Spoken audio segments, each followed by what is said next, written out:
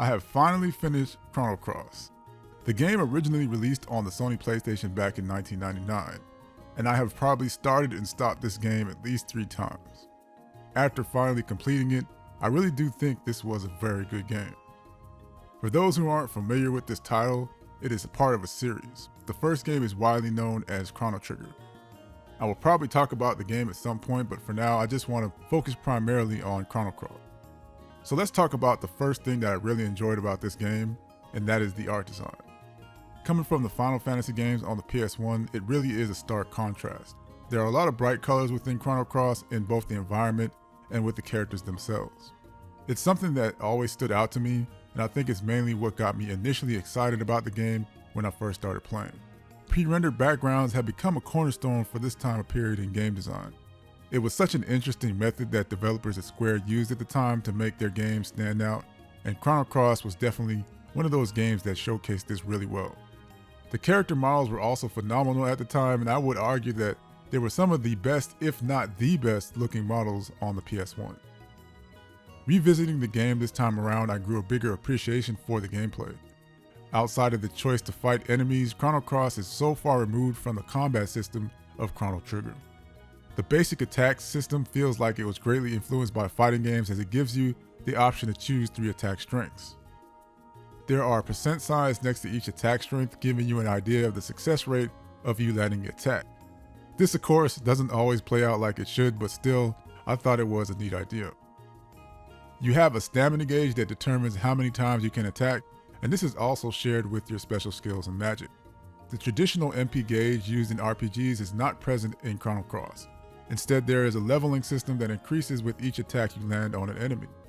This unlocks skills or magic based on where they are placed in the leveling system. Magic and skills in this game are known as elements, and elements play a big role in how you'll decide to use characters. The characters themselves all have an assigned element that they use, and while you're able to use several different types of elemental magic in the game, there are ones that can only be used by the assigned element of the character. Another big difference from Chrono Trigger are the amount of playable characters you can gain access to. It reminded me a lot of Suikoden, but there is another game called Saga Frontier, which I spent a very small amount of time with, that might have had more of an influence in this choice, as it's another RPG under the Square umbrella. One of the best things about Chrono Cross that I greatly appreciated was the leveling system. RPGs can be a grind fest when it comes to leveling up characters. You can literally avoid 80% of the battles in this game and it will not affect your progression, and I love that. In the beginning, it felt like the boss battles were non-stop, and it's something I appreciated, as you can definitely get lost in the weeds of fighting enemy after enemy and lose interest when going from place to place. While I enjoyed Chrono Cross's gameplay overall, it definitely has its flaws. One of the biggest issues I have with Chrono Cross was the way you can get certain techs. Techs are special skills that characters get in the game. Unfortunately, in order to get some of the techs for certain characters in the game, you have to complete certain side quests. This is often problematic because there are also time exclusives, meaning that if you did not do them within a certain part of the storyline, you'll miss out on the opportunity to get them. It can be really easy to miss things because things aren't always visibly or specifically clear. There was one character that invites you to their boat, and I had no clue where the boat was, and because I didn't know, I missed out on a powerful tech for one of my characters. Another thing is how summons work in this game. You have what's called an elemental field in this game, and in order to use a summon, the elemental field has to be completely filled with the summon's specific color.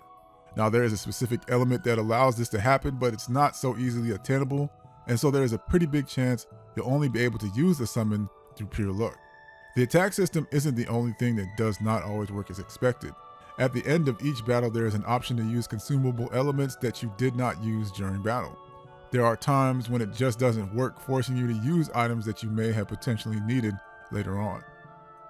There is one gameplay mechanic that is pretty much inherent in all RPGs, and that is the ability to revive a fallen comrade. There are no regular items in this game, only elements, and if I knew accidentally selling one of my revive elements was going to be such a grave mistake, I would have been a lot more careful. You can only get your hands on 3 revive elements. That's 3 for 3 teammates you go into battle with. This brings me to another thing about Chrono Cross that was a bit of a pain. When changing a party member, You might want to remove any and all things that the party member you're changing has, because if not, the new party member will not have access to them. Unfortunately, playing Chrono Cross without a guide is something I highly suggest you not do. Unless you of course don't mind sinking hours into figuring out how to activate certain story plots and or missing out on certain characters, weapons, or tech elements. The story for Chrono Cross wasn't completely bad, but it was very confusing in a lot of ways. There was a point in the story that made me lose motivation to continue playing further. This happened on my last playthrough, and I'm pretty sure I wasn't the only one. Some may appreciate it and others may not. For those that don't, I encourage that you continue playing, as it really does start to make some sense in where they're going with that story. Overall, Chrono Cross is a great game. There's definitely tons of replay value given the many paths you can take, and it's not something I often say about RPGs given the time they take to complete. But Chrono Cross, like its predecessor, can be completed within a decent amount of time, and you're bound to miss a character or subplot that you'll want to revisit. Now, as I am an entertainment techie, I would be remiss if I did not mention how I chose to play the game. If you're someone who has played this game before, you probably already noticed that the footage I'm using here may look nothing like the game you remembered. I personally wanted to play the original PlayStation game, as there seemed to be mixed reviews about the remastered version, and so I went with the popular DuckStation emulator. There are a great deal of enhancements that you can use with the emulator. Personally, I went with the nearest neighbor texture filter, upscaled the game's resolution to 4K, used 8x MSAA, used PGX corrected textures, and overclocked the CPU to 250%.